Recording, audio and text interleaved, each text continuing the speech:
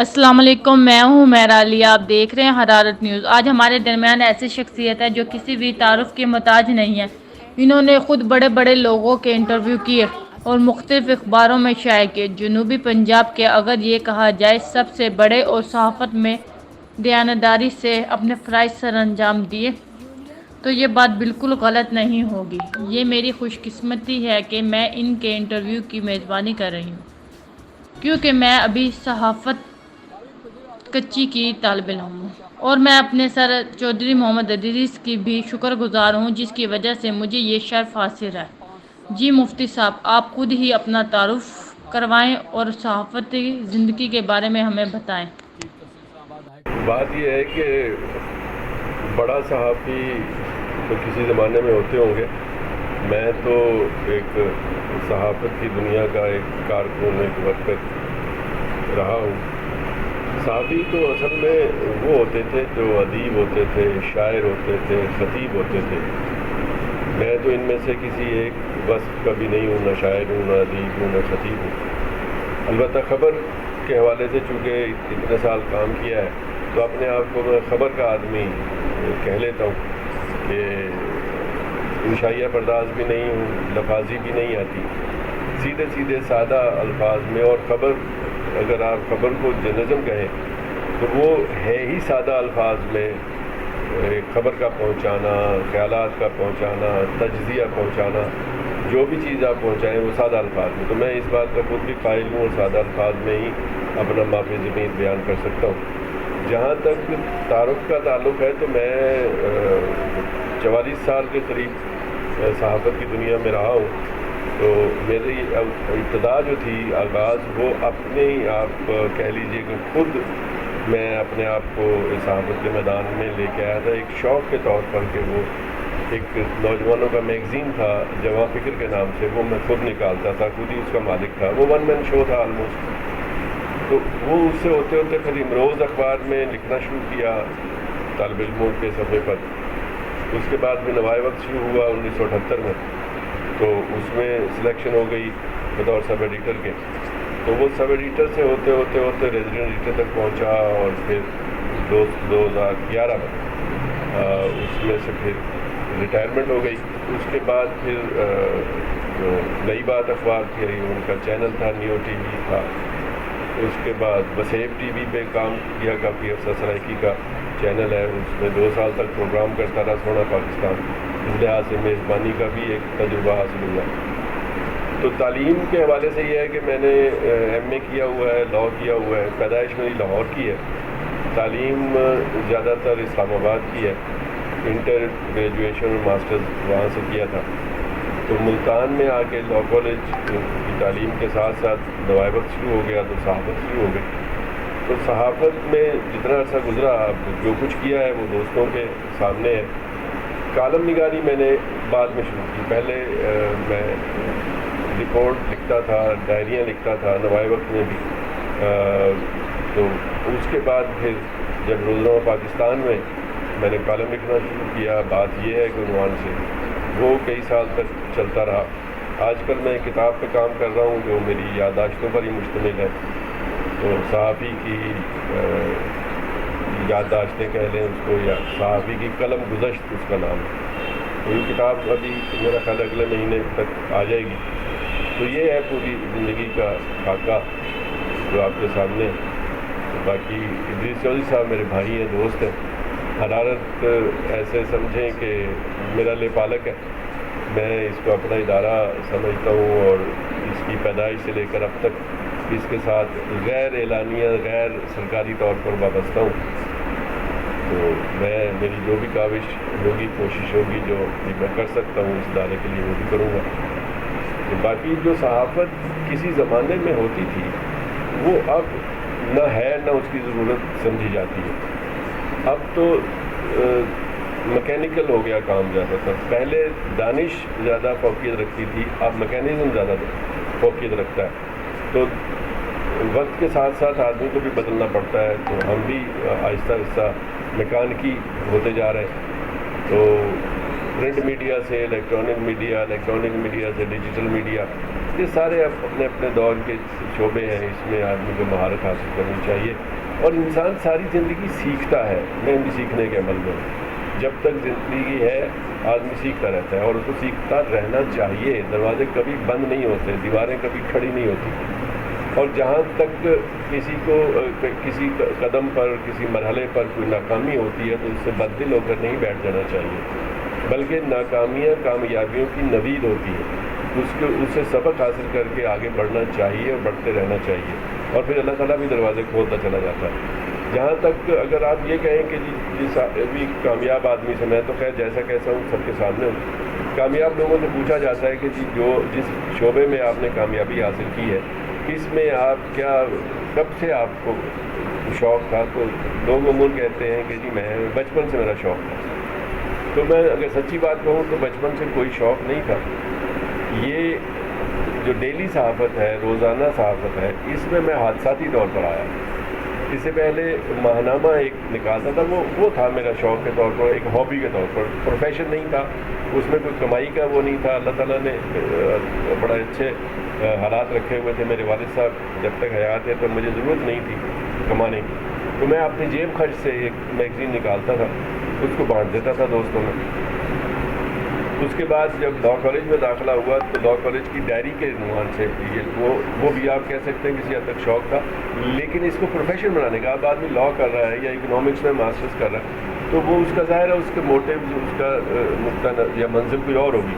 لیکن ہوا یہ کہ جب والد صاحب کی 78 میں ڈیتھ ہوئی تو پھر سمجھ نہیں آ رہی تھی کریں کیا. انہی دنوں نوائے وقت یہاں آیا تو مجھے ڈاکٹر غضنفر مہدی نے ایک دفعہ کہا کہ آپ ٹرائی کرو وہاں پہ. میں وہاں گیا تو انہوں نے مجھے رکھ لیا. تو تب سے بس اسی فیلڈ کے ہو گئے. تو اس طرح ایک آپ کہہ لیں کہ حادثاتی طور پر اس فیلڈ میں آیا. پھر اب جب دوستوں کا خیال ہے کہ میں اس میں کامیاب رہا ہوں تو یہ ان کی مہربانی ہے. میں تو اپنے آپ کو ابھی تک طالب علم سمجھتا ہوں اور ہر قدم پر سیکھنے کی کوشش کرتا ہوں. اور اللہ مجھے توفیق دے کہ سیکھتے رہیں اور آگے بڑھتے رہیں. اور آپ بھی میرے بچوں کی طرح ہو، آپ بھی دعا کرنا کہ حالات سازگار رہیں، سیکھنے کا عمل جاری رہے. میں آپ کے لیے دعا کروں کہ اللہ تعالیٰ آپ کو جو بھی جس میدان میں بھی آپ آ رہے ہو اس میں کامیابیاں آپ کو ملیں. اور اگر کوئی خامی کوتاہی ہو تو اس کو عبور حاصل کریں. اور محنت سے ہوتا ہے، سیکھنے سے ہوتا ہے.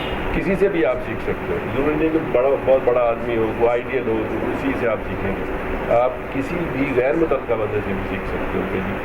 اور سب سے زیادہ بڑی چیز جو ہے نا وہ ڈیڈیکیشن ہے.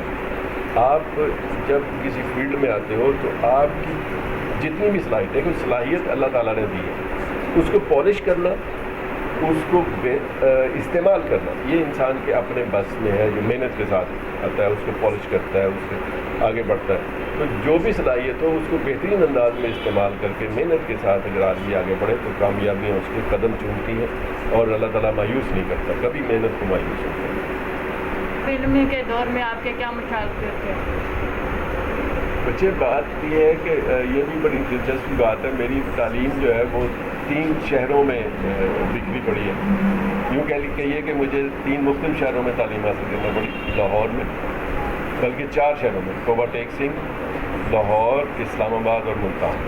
توبہ ٹیک سنگھ میرا ننیال ہے. پرائمری میں نے وہاں سے کی. ظاہر ہے وہ بچپن کا دور تھا، اس میں کوئی ایکٹیویٹی ایسا نہ وہاں ماحول تھا، نہ ہی ابھی عمر کا وہ حصہ تھا. اور ہمارے یہاں نہ ہی پرائمری میں توقع کی جا سکتی ہے.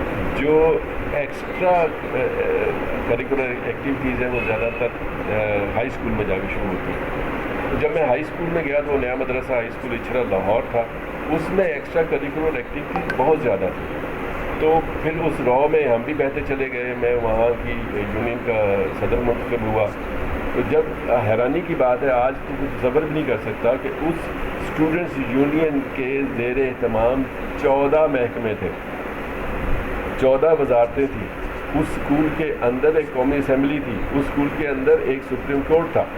تو یہ ساری کی تھوڑی ٹریننگ وہ اسکول دیتا تھا. میں سمجھتا ہوں آگے زندگی میں نے جو کچھ بھی کیا ہے وہ اس ٹریننگ کا نتیجہ ہے. اس سے مجھے فائدہ ہوا اور نامعلوم انداز میں، غیر معمولی آپ کہہ لیں ایک انداز میں، غیر محسوس طریقے سے اس کا فائدہ ہوا. اور مجھے جھجک جو تھی وہ دور ہو گئی.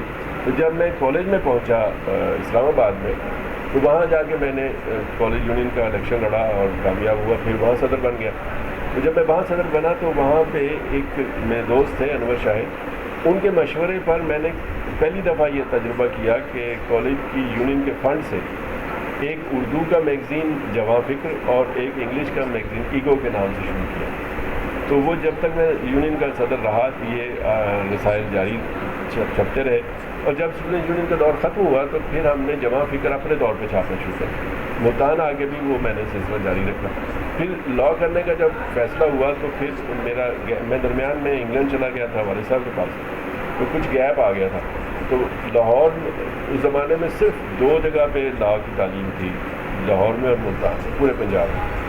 تو لاہور میں جو پنجاب یونیورسٹی تھی وہ فریش گریجویٹ لیتی تھی, میں فریش گریجویٹ نہیں رہا تھا. ملتان میں مجھے ایڈمیشن مل گیا تو میں پھر یہاں آ گیا تھا, اور ملتان کا دیدار ہونا تھا اس لیے 1976 میں ملتان آیا تھا.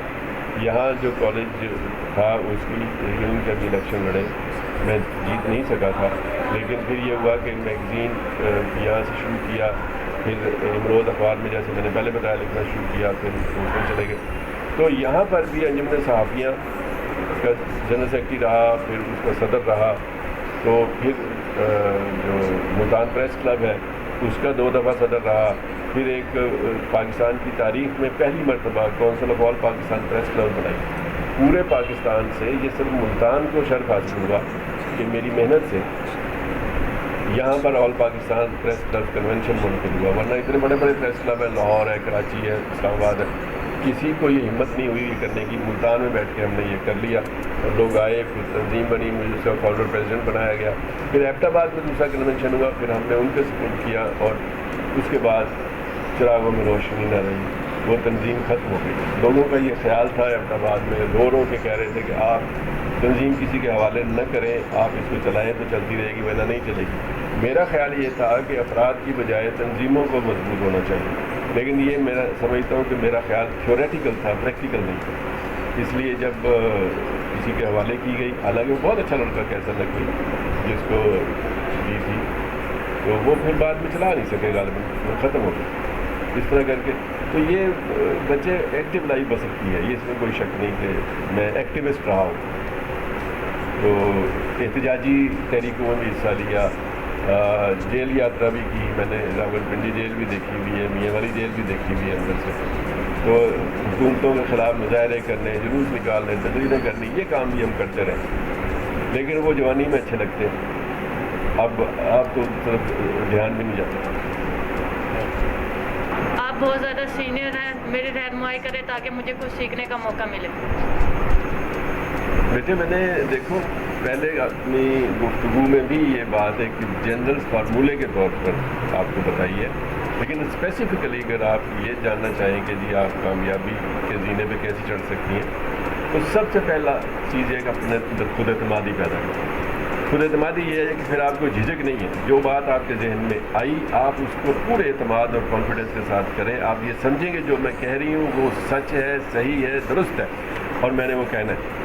جب آپ کے اندر کانفیڈنس آ جائے, جب آپ کے اندر خود اعتمادی آ جائے, تو پھر وہ نالج جو آپ کو غیر محسوس طریقے سے حاصل ہوا ہے, کتابوں سے حاصل ہوا ہے, اساتذہ سے حاصل ہوا ہے, تعلیمی ادارے سے حاصل ہوا ہے, پھر وہ سارا نالج آپ کے ساتھ ساتھ چلتا ہوا آگے بڑھتا چلا جائے گا. اور پھر ایک بات اور کہ کوئی سیٹ فارمولے نہیں ہوتے کامیابی کہ آپ نے دائیں مڑنا ہے, بائیں مڑنا ہے, سیدھے چلنا ہے. حالات کے مطابق اپنے اعتماد کے ساتھ کانفیڈنس اور نالج کو اور علم کو استعمال کرتے ہوئے آپ راستہ اختیار کریں گے, قدم بڑھائیں گے, تو راستے خود بخود کھلتے چل جائیں گے. آدمی میرے نزدیک کامیابی کی جو کلید ہے, جو چابی ہے, جو کنجی ہے, وہ محنت اور اعتماد ہے. جوان مفتی صاحب آپ کی آمد کا بہت شکریہ کہ آپ تشریف لائے. اب اجازت دیجیے, اب دوبارہ حاضر ہوں گے نئے مہمان اور نئے پروگرام کے ساتھ. تب تک کے لیے اللہ حافظ.